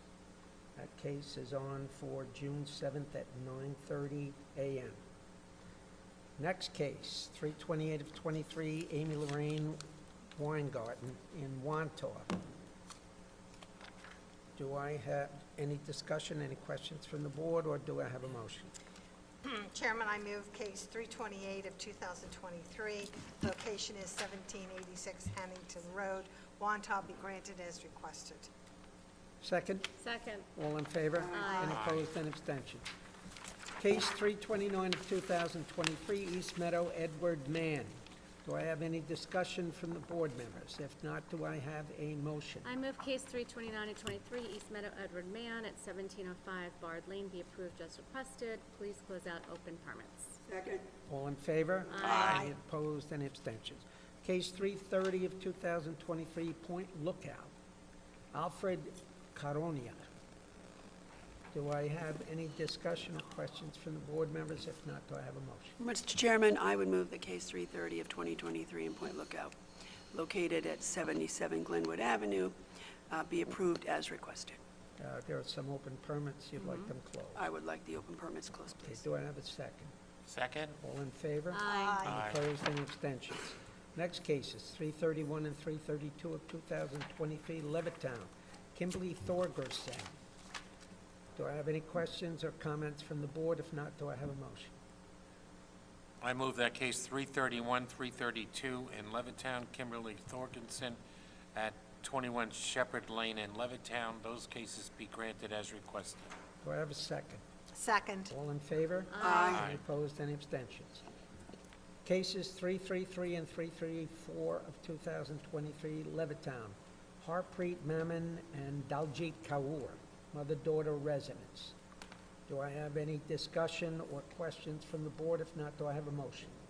Yes, with respect to case 333 of 2023, the mother-daughter residence, I move that that should be granted, 3 years mother-daughter conditions, and the case 334 of 2023, the property location is 9 Cord Lane in Levittown, be granted as requested. And they will close all open permits. Yes. Do I have a second? Second. All in favor? Aye. Any opposed, any abstentions? Near Valley Stream, that case has been adjourned to September 13th, 9:30 Yes. a.m. Okay. Mr. Chairman, respectfully, I would amend the caption to say proposed As accessory. opposed to maintain. Yes, sir. So moved. Cases 336 through 338 of 2023. Kirill and Oric Gelman. Merrick. Do I have any discussion or questions from the board? If not, do I have a motion? I move case 336 to 338 of 23 Merrick at 3473 East Bay be approved as requested. Second? Usual shed conditions. Yes. Second. All in favor? Aye. Aye. Any opposed, any abstentions? Inwood, Sorry, usual pool equipment. usual pool conditions. equipment, okay. Case 339 of 2023, do we want to have a little discussion? Well, I think it is an overuse. It's a large lot. If they need additional bed, I mean, they've been living in the house they're in now for 13 years. I have no doubt it's tight. They have 5 children. This proposal is 10 bedrooms and 9 bathrooms, and I'm all for someone being able to have all I that. believe it's 9 bedrooms and It's 9 10. bathrooms. There's one he didn't Okay. count. Okay.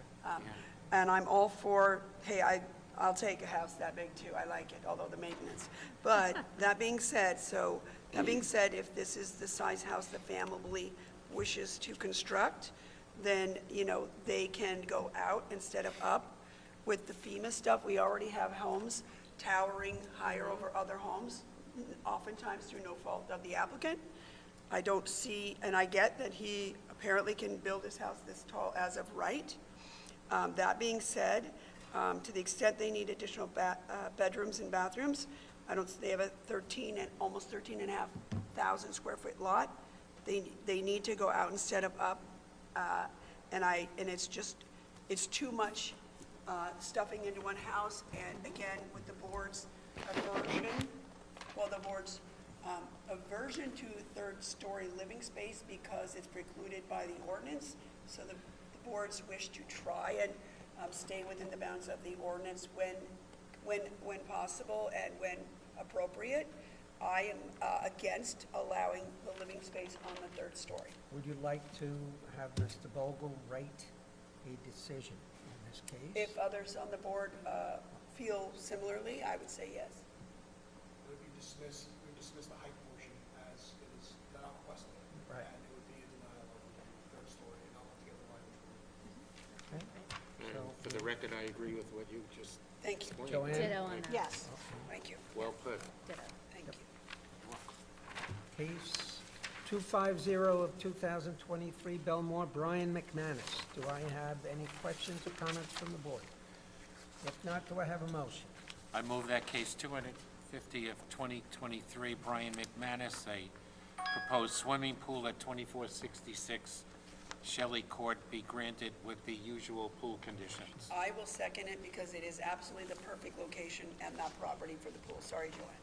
All in favor? Aye. Any She doesn't opposed, vote. any abstentions? I know she did. Let's go to the videotape and the reserve calendar. All right, Mr. Chairman and members of the board, concerning case 199 of 23, I have been in contact with Mr. Benesso, and he still has not provided the updated plans for the tandem drive-through. I will follow up with that as well. Concerning cases 222 through 227, I tried to call and I emailed the applicant in this matter, saying that the board wants to reopen the matter for further testimony concerning the previous grant. I still have not heard anything. That's 199? That is 222 through Okay, 227. that was the housing maybe and then now not. Yep. 160, Yeah. 223. I don't know if the board has any more conversation about this. I know Ms. D'Amato wanted to review the transcripts. Yes, and I have them now. Unfortunately, they're in the back, so I need to go over them. I haven't had a chance, and I Okay, so we'll apologize. hold that. Concerning 163 of 23, JGAP, I spoke with the Commissioner of the Building Department. I know we had a problem with the parking.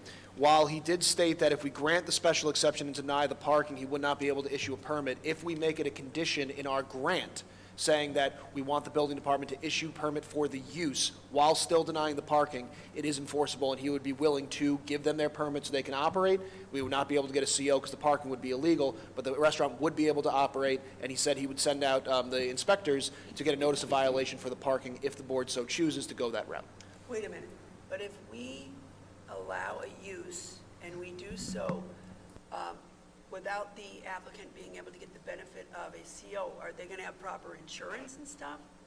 I mean, does that affect the ability to have insurance to cover the patrons? Okay. They currently have a license for alcoholic beverages, do they not? Yes. Why again are we, Because if they don't already have such a license, My understanding is the Alcoholic Beverage Control Commission is going to ask for a CO. Okay, so remind me again why we want to issue the use, and again, I'm not against this case, and we don't want to do, is this because we don't want them It was using the that parking. unsafe parking? Yes.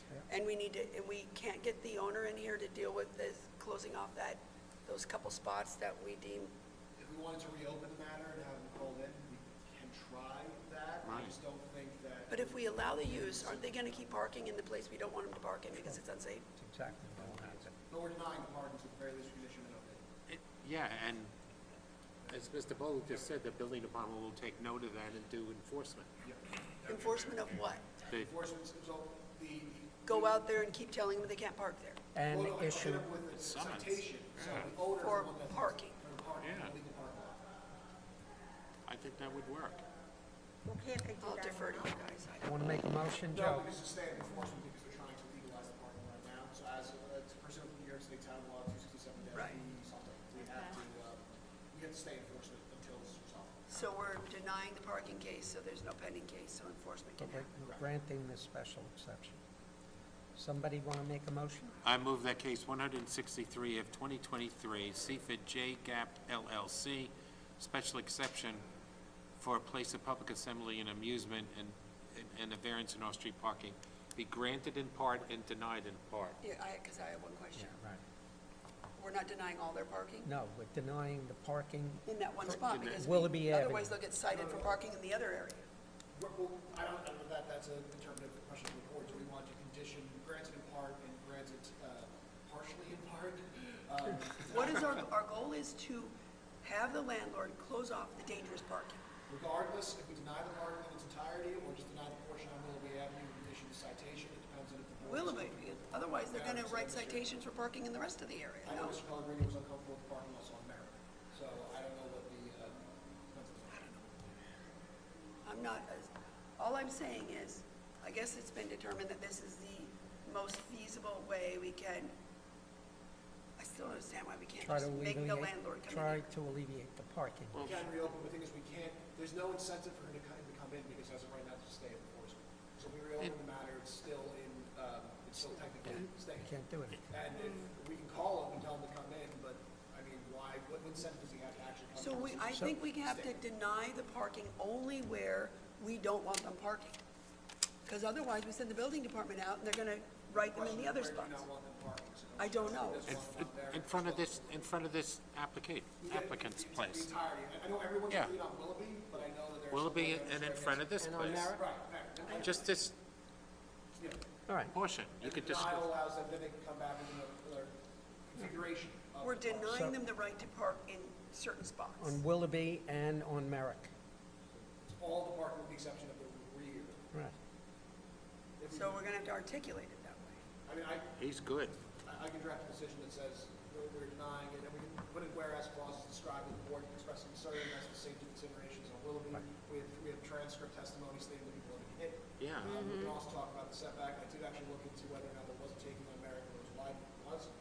So the previous grant for the legal non-conforming as the parking front yard setback is much less than what existed back in 1959. And it's front yard anyway, right? We don't have to grant front yard parking. Well, it wasn't denied for parking in the front yard setback because of the legal non-conforming.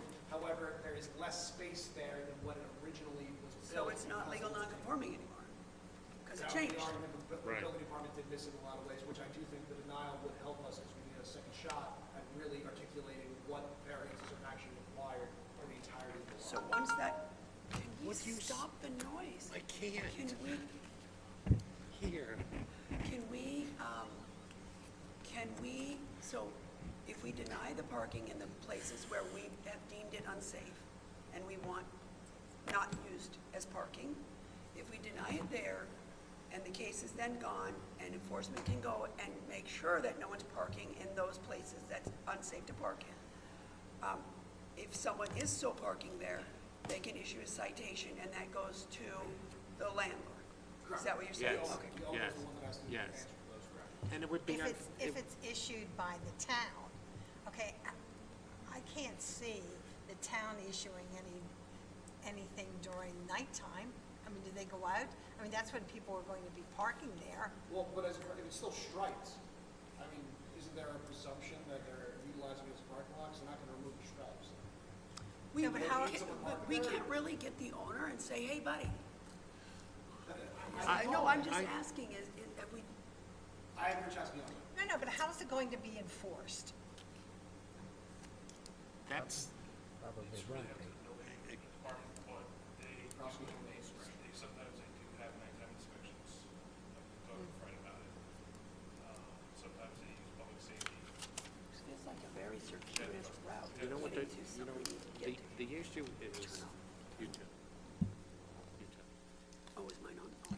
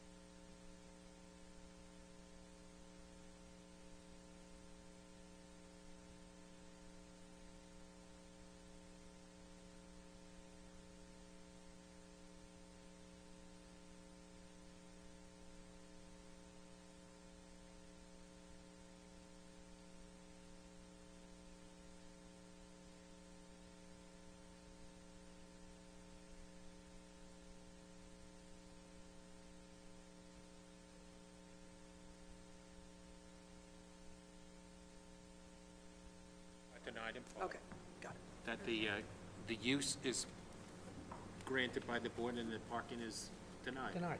Second, Second. all in favor? Aye. Any opposed, any abstentions? Somebody's got to jump. This is you, Pat. Somebody has to jump. Pat, we didn't receive anything on this, correct? 274? No.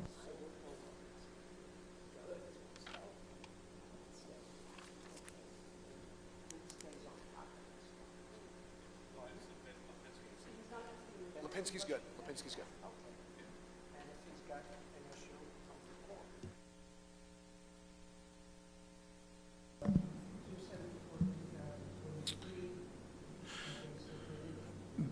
They have not. I've reached out to Tina this week. She said that the homeowners has reached out to the architect and they're designing the new plans. I did provide a draft grant. I know I've been in conversations with the board about about changing a couple of the language in that, so I just want to hold it for a little All bit right, longer. we'll hold that until next meeting. 286 through 293 of 2023, did they submit updated plans? Yes, I spoke with Ms. Gordino. They submitted updated plans. We sent it over to Joe Narabecki to see if there's any further variances required. He said there weren't, so we do have the new plans, if you want to see. And just for the board's recollection, this was what was submitted to the county, because the original plans they submitted to us were old, they were dated. They submitted them to the county after the changes, so now this is the complete updated plans the county saw. There are discrepancies in his testimony. Is this all reconciled? Yes, it's reconciled. Yep. This is what was brought to the county. I believe there was a accumulate was small. Yeah, he brought us a letter with all the changes.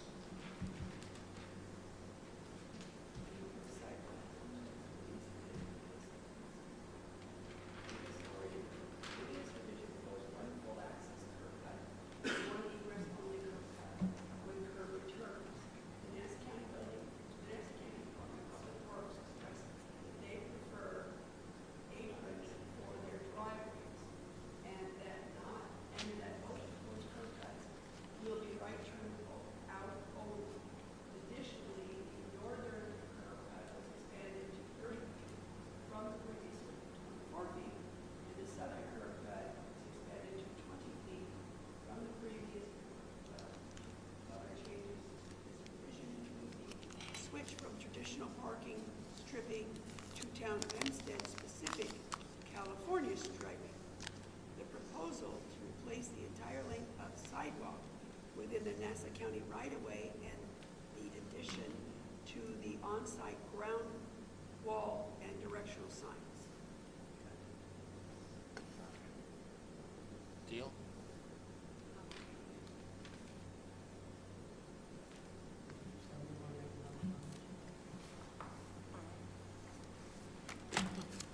It's a good thing it was closed. I'll move. Okay. Cases 286 through 293 of 2023. It's West Side Donut Baldwin Ventures located at 1680 Grand Avenue, Baldwin, be granted as requested with all conditions. In accordance with the new and improved updated plans. Yes. All in favor? Aye. Any opposed and abstentions? We're still holding JS Sunrise Realty because I believe there was a 1-month gap we wanted to give them to clean up the lot. How long ago did we do that? That was May 10th, so I believe the June, June? Next meeting, if it's not clean. I went past that yesterday. I don't know what the mess is, quite honestly. Have you guys looked at it? I have not looked at it, no. There is a mess. No. There was a mess. I don't think there is now. So maybe we need a little, Yeah, Take, I mean, We'll tell the applicant Yeah. to send us some photos that Yeah. were just recently taken, so you guys don't have to drive there, just tell the applicant. to I send mean, us there's cars in the lot and the grass is mowed. To be, the you know, grass wasn't mowed. it was mowed yesterday. So yeah, we can do an inspection or we can contact applicants, send pictures. Okay. And concerning 1025-17, 327 ILY LLC in West Hempstead, I provided a draft grant.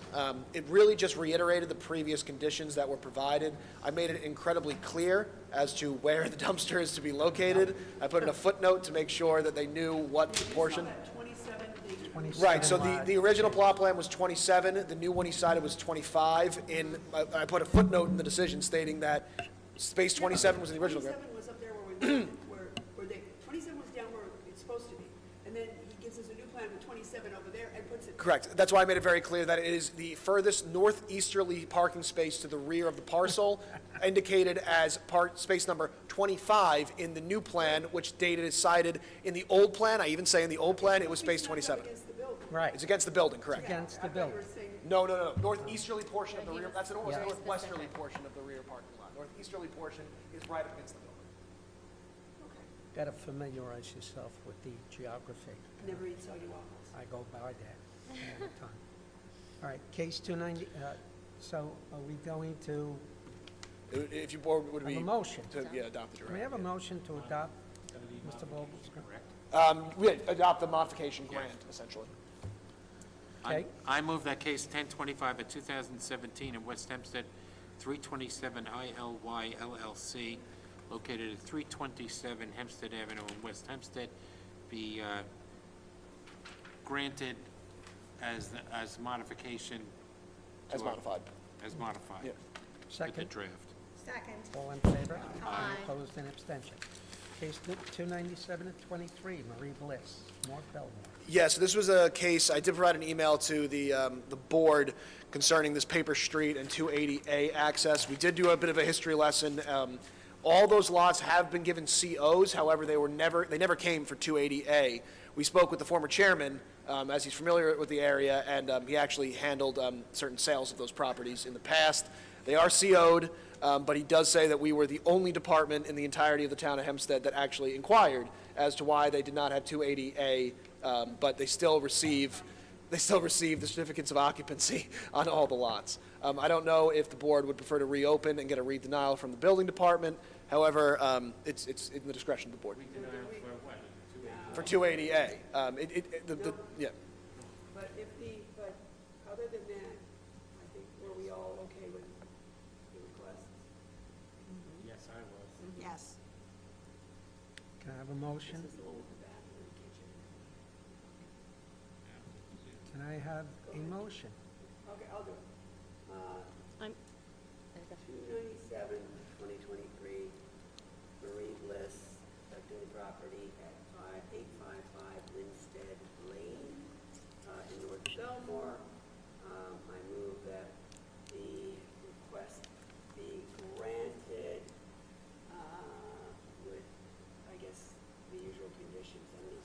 just as a reminder to the board, Accessory structure, so. to remind the board, this was an open-air cabana. I believe a condition that was discussed at the hearing was that it remain open. It is not enclosed and not converted to living space. Well, with the, had a washing machine in it. Correct.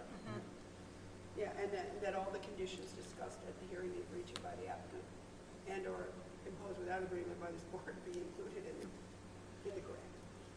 Second, Second. all in favor? Aye. Any opposed, any abstention? Concerning 317 of 23, this was the 25 by 80 parcel that needed a subdivision as a purpose of a tax lien sale. I did speak with Fred Jowitz, who forwarded it over to another member of the building department whose name escapes me, I apologize.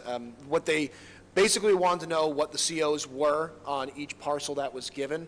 So the neighboring parcels, the ones to the west and the ones to the east, were both on 75 by 80 lots. They were legalized with that lot included back in the 50s and 60s. I'm sorry I don't have the list in front of me.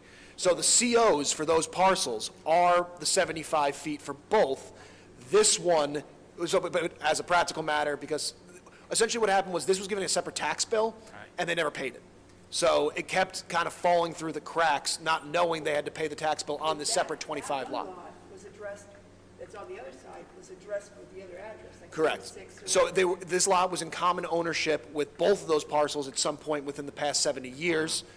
Most recently, the one to the east, and back in 97 is when it was purchased separately. And then eventually the tax sale happened, I think in 2017, I believe, Mr. Bianco said. So as a practical matter, both those lots will probably need a new CO. However, those cases are not in front of us. I guess it would happen on a sale. We've notified the building department, so if anything does come up, they are aware, as long as it doesn't fall through the cracks, they're aware that they do need a new CO. So what do we do with this juncture without the adjoining lot owners coming in? Yeah. I mean, in the past, what the board has done, we have one case that's been adjourned multiple times, as Mr. Brown. Mr. O'Brien has tried to get that person to come in. It's proven Yes. to be difficult, getting the person to come in without any sort of incentive to do so. Can you show this paperwork to me? I'm not following it. I spoke with him, but When you get, yeah, when we get the And yet, this is the case, if I recall, where they had members of the community come in favor of it, the entirety of the, because it's a horror show. it's a vacant lot for, mostly, Collecting trash and trash, yes. a lot of problems there. But So- the applicant's obligated to clean it up. Yeah. Bianco in this case. He He's means got to, even if he doesn't fix it. Unfortunately, we can't issue those violations as it is currently. even for residential cleanup property? I wonder about that one. can try. The town would want to. The town will do it if they're notified that sanitation will. Well, let's, They would need a hold harmless though. we can just resolve the case. Otherwise, it's trespass. Yeah, he's, I just want to follow that. From what we worked on, I just want you to explain it to me. Yeah, I'll just Rather Yeah. than do that, but just at lunch. So I can, Yeah, let's hold that case. yeah, just hold it for lunch.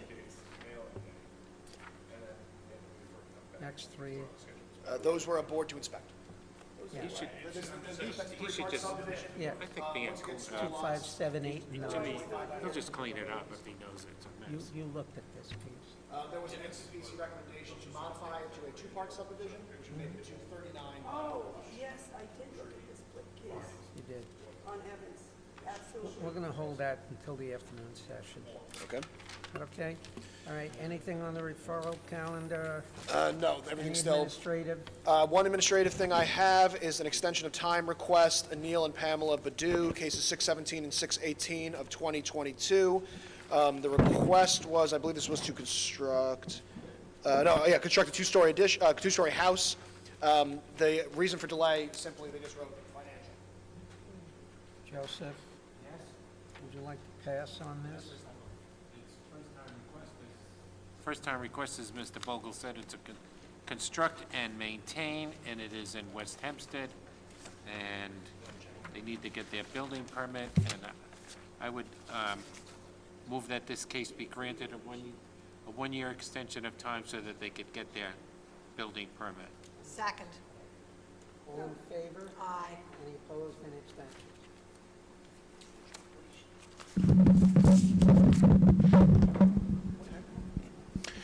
I'll take it. We did get a letter from Janice Whalen regarding Como in Belmore. They want a modification to the condition number 2. So in it, we put they can operate the outdoor dining from May 1st to October 31st, but her argument is that they can dictate when they should be going outside or not. That, you know, in February, you could have nice days outside that they could be operating.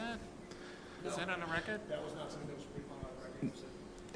We are somewhat concerned about with the legalization of all these restaurants and having year-round outdoor dining. I do believe there is an interest of the board to be careful about how often we are granting this outdoor dining now that COVID's done and there's a lot of legalized. We can discuss it further if that board so chooses.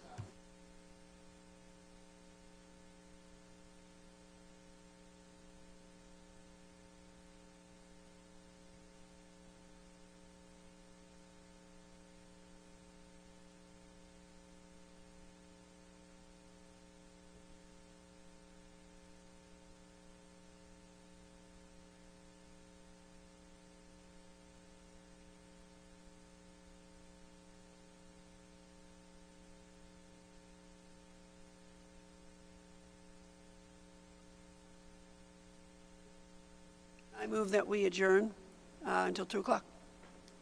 Second? Oh, I'm sorry. I thought that's why the chairman just asked me if I had. Second? All in favor? Aye.